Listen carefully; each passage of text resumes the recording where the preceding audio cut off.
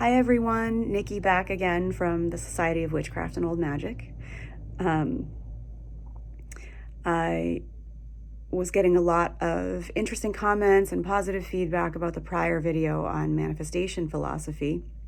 And if you want to start from the beginning so that you understand where I'm picking up, that video was the one called Manifestation is Not About Positive Thinking. So I wanted to continue to expand upon some of the philosophical ideas behind this, because I noticed people focusing on, gratitude in the present moment and life being about the journey and not the end goals and all of that. And all that is true, and all those are skill points to develop. But what it all boils down to, I was talking about relationship with oneself, is finding the sense of self as being the primary source of your happiness. We live in a society that values external circumstances, external things, tangible goals as being the most valuable. But really, if you can have just being you create the source of your primary happiness, then the irony is that you'll actually be able to draw and attract more of those positive circumstances, positive people, positive outcomes that you were looking for in your life. And how do you do that? How do you ensure that you aren't looking for happiness from external sources, but are able to find it fully within yourself? It's harsh because it's all true, and it's really hard to do. If you have a lot of days that you feel have pervasive anxiety, fear, anger, grief, then you've not discovered how to have just the sense of your own being be your primary source of happiness. To love being you so much that fuels what you do, and there's no end goal that you necessarily even need. But then again, ironically, in doing that, you'll get the goals that you want. So how do you do it? If I had an easy answer, there is no easy answer. If I had an easy answer for that, I'd probably be super duper wealthy, because that is the ultimate superpower, actually. Having the talent at naturally being content in oneself, no matter what. We don't live in a society that makes it easy to make our internal world our primary focus or the thing of highest value. But everything is dependent upon it, and that's never going to change. So we need to. If you want to be great at manifesting a happy life, then you need to. That's where it will come from. And I can say that maybe if you can imagine that there is a version of yourself that is the internal spirit.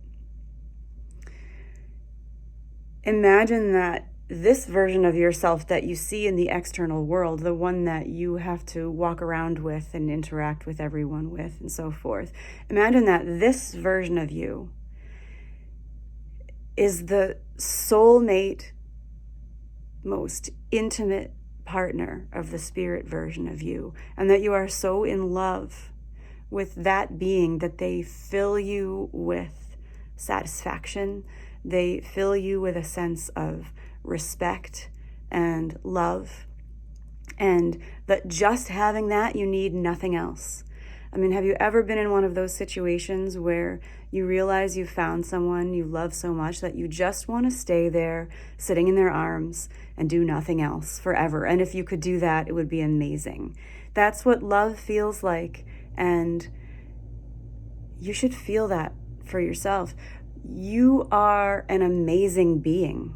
You have this ability to learn, to think, to expand, to thrive. And it all comes from that sense of you that is this internal, conscious, aware spirit.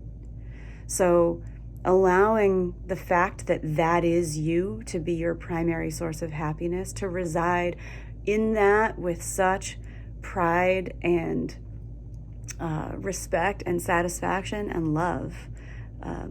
That is the key behind not needing your external circumstances to be the source of your happiness. And it is an ironic circle that perpetuates itself, because the person that doesn't need external circumstances to go well for their happiness is the one who's going to be able to have it.